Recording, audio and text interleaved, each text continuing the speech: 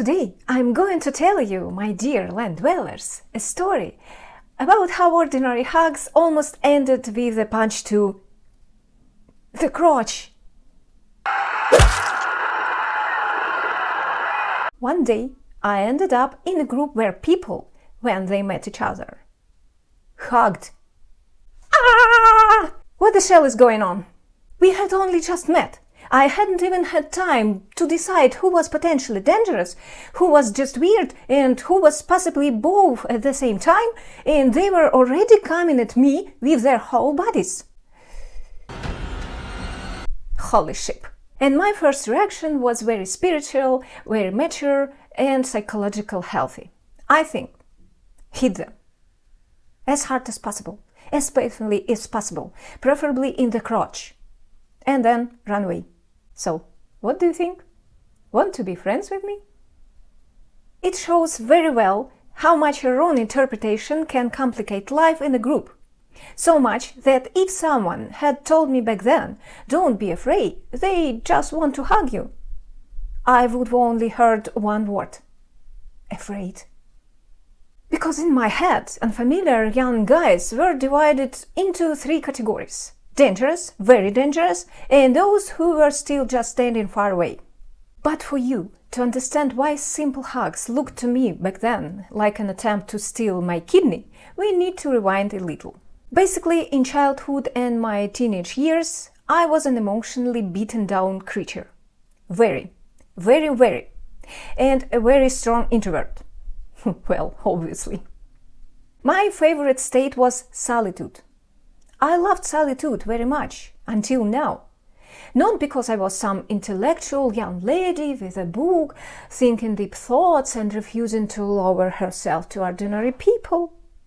No, I wasn't. It's just that solitude, compared to my family at that time, looked like a spa resort. I loved being alone, in silence, without drinking, without scandals, and especially without my mother's commands.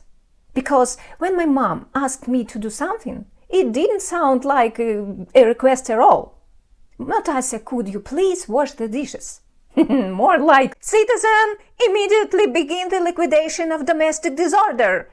Disobedience will be punished by firing squad. No! So yes, solitude was a huge gift for me. And I was never bored with myself. With people, it was more boring and more dangerous. Especially with people my own age. Especially because I changed schools the way some people change lovers. And I still don't know why.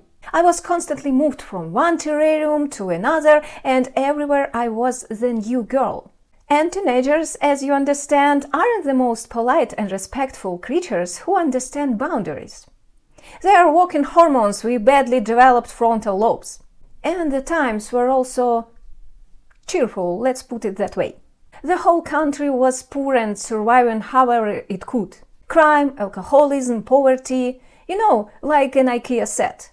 Build your own difficult childhood. Basically, I grew up in a ghetto.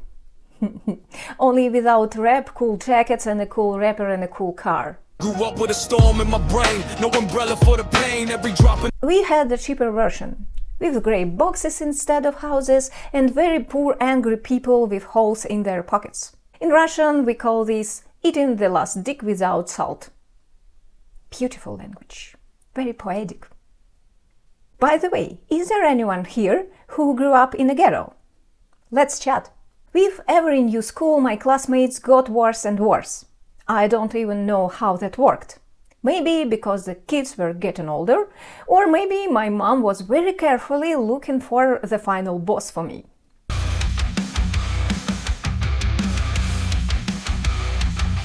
Outside school, the same thing was happening. Our town was built for ordinary people working at the factory. I don't want to offend anyone. In your countries, factory workers may be perfectly cultured people. But in our place, in those years, the word culture was associated with something indecent. And among the parents, every other one was an alcoholic, every second one was a criminal, and some of them, being hard-working people, of course, combined both. So everyone had a difficult childhood. The kids collected anger inside, carried it from home to school like a pair of indoor shoes, and poured it out there on those who seemed morally weaker. And one of those classmates was me. Quiet, new, bookish, in short, the perfect target. Once some girls beat me up because I refused to mop the classroom floor when it wasn't my turn. Yes, a few girls simply met me after class, surrounded me in a circle and started kicking me. A teacher saved me by chasing them away. They warned me that if I complained to my parents, they would never let me study peacefully again. I came home, burst into tears, and said I wasn't going back to school anymore. When my mom found out what had happened, she turned into a fury, into a witch, got on her broom, flew to school, and gave them all a proper fucking... Basically, she lined them all up and yelled at them so hard that even the local cats developed an eye twitch. And as my wonderful goblins promised, they didn't let me study peacefully. During the year, these beautiful girls and boys would come up to my desk with the look of an offended mafia and ask why I had betrayed them, why I had snitched, why I was the wrong kind of person and a piece of shit. Back then, I didn't know the word bullying yet, but I was already getting hands-on training. No boring theory, straight into field practice, so to speak. That's how I lived until I was about 15. And I was completely sure that the whole world was full of exactly these kinds of goblins, just with different levels of... development isn't really the right word for them. Let's say different levels of degradation. And then, one fine day, I was lucky enough to meet a completely different kind of youth. Completely by accident. My friend invited me to an acting course. I remember, I didn't even want to go. I was an introvert. I just wanted to sit at home in silence, read books, and have everyone leave me alone. But still, I gave in and went. And I immediately fell into such a different world that at first it felt like some kind of dream. There were completely different people there. Smart, funny, intelligent, and which was especially suspicious, friendly. Yay! I almost went crazy and couldn't believe my eyes. I decided it was some kind of cult. Well, what else was I supposed to think if people talk to you normally and don't immediately try to define your place in the food chain? They smile and walk around without knives. My fins were sensing nonsense. Definitely a cult. Basically, after the course, several people invited me to a meeting with another group. It was a meeting of a psychology club. And this is where a very unpleasant surprise was waiting for me. We came up to this new group, we greeted each other, introduced ourselves, and then their main leader suddenly said, "And now, hugs!" And inside I was like, what? No, wait, what hugs? Hold your seahorses! We've only just met. I haven't even had time to decide which of you is potentially dangerous, who's just weird and who's possibly both at the same time. And you are already coming at me with your whole bodies. And he said, "We always hug everyone when we meet and when we say goodbye. It's our tradition." And then they started hugging me. Strangers! If this means nothing to you, congratulations. You've been very lucky with your environment and life experience. For me, it was something like, give me your kidney, but in a friendly way. Feed me sea slugs, but I didn't sign up for this. My very first and strongest reaction to those hugs was to hit someone immediately, preferably hard, preferably painfully, and then run away. The urge was so strong that I barely held myself back. Before that, I could hug a person only if I had known them for a very long time and trusted them. I never hugged strangers. I didn't even touch them, unless by accident. And here, something so unimaginable for my brain was happening that I froze. That exact freeze response. I just froze like a little post, like a meerkat on guard duty, and this meerkat was being hugged by everyone.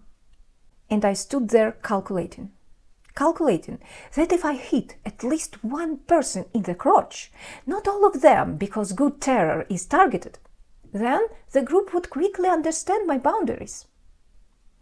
Hit one person in the crotch, and probably no one would ever want to hug you again. That's roughly what my brain was whispering to me, because it had gone completely insane from what was happening to it. Maybe if I had hit one psychologist in the private parts back then, there wouldn't have been those friends later, and love, and half of my biography. And I suspect things might have turned out worse than they eventually did. So basically, I don't regret not hurting anyone. Although my inner goblin spent a long time afterward thinking that we had taken a rather weak negotiating position. When the first shock passed and everyone finally stopped hugging me, I remember we went for a walk around the city. And the whole time I was trying to come back to myself and understand what had just happened at all. Inside me, the meerkat was still standing on its back legs and reporting to headquarters. Contact with unknown creatures has happened. No bites. This is especially suspicious. I think autistic people understand me very well right now. So now you roughly understand what kind of person I was. On one hand, I'm a conductor of an academic choir, a child from an extremely intelligent family.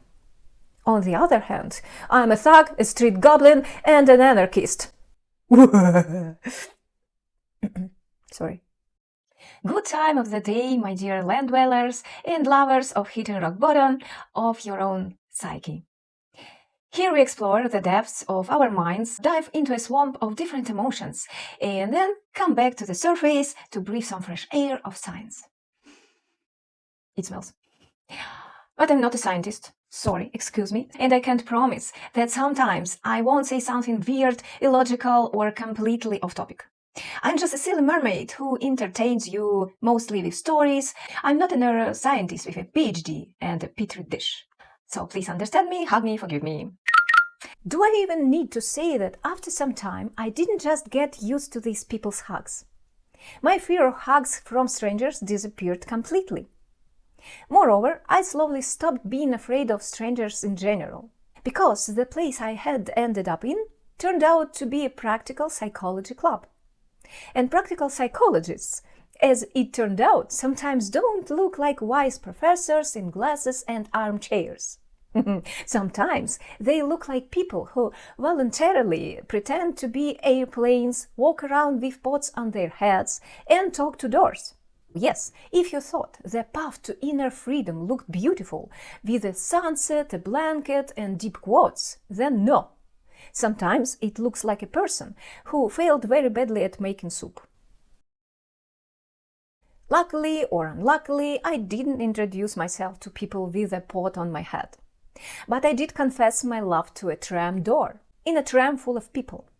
With feeling, with intonation, and with hope that the feelings were mutual. After that, social shame loses its crown very quickly. Because what can scare you now? That people might think you are weird? I just flirted with a piece of public transport. In front of witnesses. That's it. I'm already on the other side of all reputation risks. And by the way, it really works and removes a lot of inner blocks. I advise you. So if you are suddenly afraid to meet girls in public places, now you know how to do it properly. My brain went through shock therapy, but nothing bad happened. And then again, nothing bad happened.